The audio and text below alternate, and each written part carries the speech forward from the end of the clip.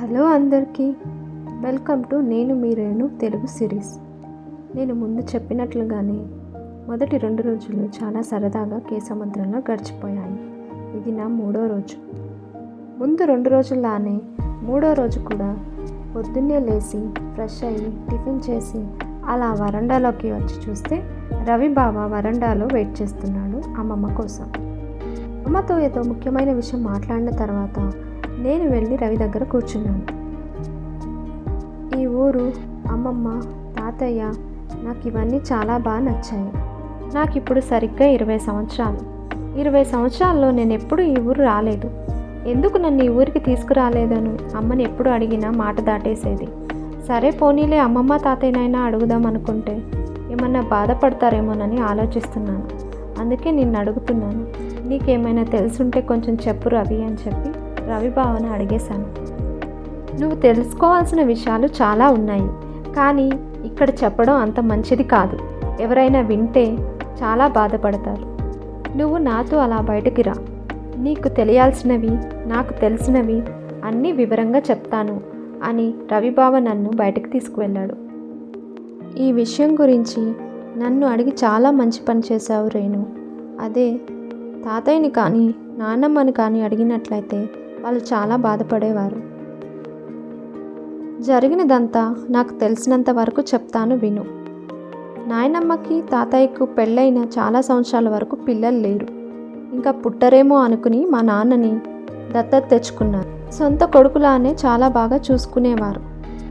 అయితే అలా నాన్నకి ఒక 10 సంవత్సరాలు వచ్చిన తర్వాత నాయనమ్మకి మీ అమ్మ అంటే శాంతత్తయ్య పుట్టింది. శాంతత్తయ్యని మా నాన్నని సమానంగా చూసేవారు. మా నాన్నకి ఎంత చదువు ఇచ్చినా చదువు వంట పట్టేది కాదంట. కానీ శాంతత్తయ్య అలా కాదు. ఇలా చూసింది అలా పసిగట్టేసేది. అందుకే శాంతత్తయ్యని దగ్గరుండి ఎంఏ చేయించారు తాతయ్య. శాంతత్తయ్యకి ఒక పిచ్చి అలవాటు కూడా ఉండేది. అదేంటంటే వచ్చిన సినిమా వచ్చినట్టు చూడాల్సింది. ఇంట్లో అందరికీ శాంతత్తయ్య అంటే ఇష్టం. పైగా చాలా బాగా చదువుకుంటుంది. అందుకే తన సినిమా అలవాటుని పెద్దగా ఎవరు కాదనలేకపోయారు. ఆ సినిమా థియేటర్లో మీ నాన్న చదువుకుంటూ పార్ట్ టైం జాబ్ చేసేవాడు. శాంతత్తయ్య ఏమో కనీసం వారానికి 3 సార్లు అయినా సినిమా థియేటర్కి వెళ్ళేది. అలా వెళ్తూ ఉండడం వల్ల మీ నాన్నకి శాంతత్తయ్యకి పరిచయం ఏర్పడింది. అది కాస్త ప్రేమకు దారితీసింది. మీ నాన్నకి వెనుక ముందు ఎవరూ లేరు. అనాథాశ్రమంలో ఉంటూ చదువుకునేవాడు. ఆ విషయం తాతయ్యకి తెలిసింది. అత్తయ్యకి ఎంతగా నచ్చచెప్పాలని చూసినా అత్తయ్య అసలు వినిపించుకోలేదు. తాతయ్యకి మాత్రం మీ నాన్న చదువుకుంటాడో చదువుకోడో, లేకపోతే ఆస్తి ఉందో లేదో అని కాదు, కానీ ఒకటే ఒక భయం. అదేంటంటే రేపొద్దున ఏదన్నా జరిగితే పలకరించడానికి కూడా వెనుక ముందు ఎవరూ లేరని. మీ నాన్నతో పెళ్ళికి తాతయ్య ఒప్పుకోలేదు. ఈలోపు మా అమ్మకి దూరపు బంధువైన ఒక అతన్ని మీ అమ్మకి పెళ్లి కోసమని నిశ్చయించారు. కానీ ఈ ఇష్టం లేని పెళ్లి గురించి మీ అమ్మకి తాతయ్యకి మధ్య చాలా గొడవ జరిగింది. ఆ గొడవ ఎంత దాకా దారితీసిందంటే తాతయ్య ఇంట్లో నుంచి వెళ్ళిపోమ్మనే వరకు ఆ గొడవ ఆగలేదు. మీ అమ్మ కూడా పంతంతో ఇంట్లో నుంచి వెళ్ళిపోయింది. వెళ్ళిపోయిన తర్వాత ఇష్టప్రకారంగానే మీ నాన్నని రిజిస్టర్ ఆఫీస్లో పెళ్లి చేసుకుంది. పెళ్లి చేసుకున్న తర్వాత వాళ్ళిద్దరూ చాలా సంతోషంగా ఉన్నారు. పెళ్లి తర్వాత మీ అమ్మ ఒక చిన్న జాబ్ చేసేది. మీ నాన్న ఒక బిజినెస్ని స్టార్ట్ చేశాడు. అది కన్స్ట్రక్షన్ బిజినెస్. ఆ బిజినెస్ కూడా చాలా బాగా రన్ అయ్యేదట. అలా వాడి ప్రేమకు గుర్తుగా పెళ్లి చేసుకున్న 3 సంవత్సరాలకి నువ్వు పుట్టావు. నువ్వు పుట్టిన తర్వాత కూడా ఈ ఫ్యామిలీస్ కలవలేదు. ఎందుకంటే మా అమ్మ తరపున పెళ్లి సంబంధాన్ని వద్దని మీ నాన్నని చేసుకుందన్న కోపంతో నాన్న తాతయ్య వాళ్ళు విడిపోయారు. ఒకే ఊర్లో ఉన్నా కూడా చాలా సంవత్సరాలు నాన్న తాతయ్య మాట్లాడుకోలేదు. ఇక్కడ మీరు సిటీలో మీ ముగ్గురు చాలా సంతోషంగా ఉండేవాళ్ళంట. ఇదంతా నాకెలా తెలుసు అంటే మీ ఇంటి పక్కన ఉండేవాళ్ళు ఎప్పటికప్పుడు మీ గురించి అమ్మమ్మకి తాతయ్యకి చెప్పేవారు. ఇదిలా ఉండగా ఒకరోజు కన్స్ట్రక్షన్ సైట్లో మీ నాన్న కాలు జారి 10 ఫ్లోర్ల బిల్డింగ్ నుంచి కింద పడి చనిపోయాడు. అప్పుడు సరిగ్గా నీకు 8 సంవత్సరాలు. ఈ విషయం తెలిసి అమ్మమ్మ కళ్ళు తిరిగి పడిపోయింది. తాతయ్య నిన్ను తీసుకురావడానికని చెప్పి సిటీకి వచ్చాడు. కానీ తాతయ్య మీద ఉన్న కోపంతో అత్తయ్య నిన్ను పంపించలేదు. ఆ తర్వాత నువ్వు చూస్తూ చూస్తూ పెద్దదానం అయిపోయావు. నీ ఫ్రెండ్ శ్వేత వాళ్ళ అమ్మ మా అమ్మకి దూరపు బంధువు, అందుకే మీ విషయాలన్నీ మా వరకు తెలిసేవి. పాపం అమ్మమ్మకి నీ గురించి తలుచుకుని బాధపడినంటూ రోజు ఉండేది కాదు. రోజు ఏదో ఒక దిగులుతో బాధపడుతూ ఉండేది.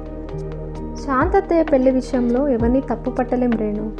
చిన్నప్పటి నుంచి అనాథగా పెరిగిన మీ నాన్నని మళ్ళీ మధ్యలో వదిలేసి అనాథగా మార్చలేక మీ అమ్మ తనకు నచ్చిన నిర్ణయాన్ని తీసుకుంది. అలాగే చిన్నప్పటి నుంచి గారాబంగా పెంచిన కూతుర్ని ఒక అనాథకి ఇచ్చి పెళ్లి చేయలేక తాతయ్య ఆ రోజు మీ అమ్మని ఇంట్లో నుంచి వెళ్ళిపోమన్నాడు. ఆ వయసులో తాతయ్య ప్లేస్లో ఉండి ఆలోచిస్తే తాతయ్యే కరెక్ట్ అనిపిస్తుంది. శాంతత్తయ్య ప్లేస్లో ఉండి ఆలోచిస్తే అత్తయ్య చేసింది కరెక్ట్ అనిపిస్తుంది. అదే మనకి ఇంకొంచెం వయసు వచ్చాక మన పిల్లలు ఇలా చేస్తే మనకెంత బాధగా అనిపిస్తుందో అదే బాధ తాతయ్య అనుభవించాడు. సో తాతయ్య ప్లేస్లో ఉండి ఆలోచిస్తే తాతయ్య చేసింది కూడా కరెక్టే. ఒక సింగిల్ పేరెంట్గా నిన్ను ఎంత కష్టపడి మీ అమ్మ పెంచిందో అని తాతయ్య ప్లేస్లో ఉండి ఆలోచిస్తే తాతయ్య ఏంటి అనేది మనకి బాగా అర్థమవుతుంది. ఇన్ని సంవత్సరాల నుంచి రాని నువ్వు సడన్గా ఇప్పుడు ఈ ఊరికి ఎందుకు వచ్చావో అనే విషయం నీకు తెలుసా రేణు అని రవి నన్ను అడిగాడు. తెలుసు, మీ చెల్లి పెళ్ళి ఉంది కదా, అది చూడ్డానికని చెప్పి వచ్చాను అని నేను చాలా ధైర్యంగా సమాధానం చెప్పాను. పెళ్ళొక్కటే కాదు రేణు, ఎప్పుడో 25 ఏళ్ల క్రితం విడిపోయిన బంధాలను తిరిగి కలపడానికి మా అమ్మ నిన్ను తన ఇంటి కోడల్ని చేసుకోవాలని అనుకుంటుంది. అందుకోసమే నువ్వు ఈ ఊరికి వచ్చావు అని రవి తనకి తెలిసిందంతా క్లియర్గా నాకు ఎక్స్ప్లెయిన్ చేశాడు. తన ఇంటి కోడలికి అంటే రవికి కాబోయే వైఫ్ అని అనుకున్న నేను చాలా హ్యాపీగా ఫీల్ అయ్యాను. కానీ రవి కాసేపటికి ట్విస్ట్ని రివీల్ చేశాడు. తన ఇంటి కోడలే అంటే రవికి భార్య కాదు, వాళ్ళ అన్నయ్య చందుకి భార్యగా వాళ్ళ అమ్మ నన్ను కావాలనుకుంటుంది. ఆ విషయం తెలిసాక నా మొహం మాడిపోయిన మసాలా దోశ అయిపోయింది. ఫైనల్గా 3వ రోజు కేసముద్రంలో చాలా తికమకగా గడిచింది. అటు చిన్నప్పటి నుంచి తెలియని విషయాలు తెలుసుకున్నానన్న హ్యాపీనెస్, లేదంటే రవిని కాకుండా చందుని పెళ్లి చేసుకోపోతున్నానన్న సాడ్నెస్ ఏమో తెలియదు, కానీ ఆ రోజు మాత్రం చాలా గందరగోళంగా గడిచింది. ఇదేనండి కేసముద్రంలో నా 3వ రోజు. మీకు కానీ నా స్టోరీ నచ్చినట్లయితే please like, share and subscribe to Telugu bed time stories. ఇట్లు నేను మీ రేణు. Bye bye.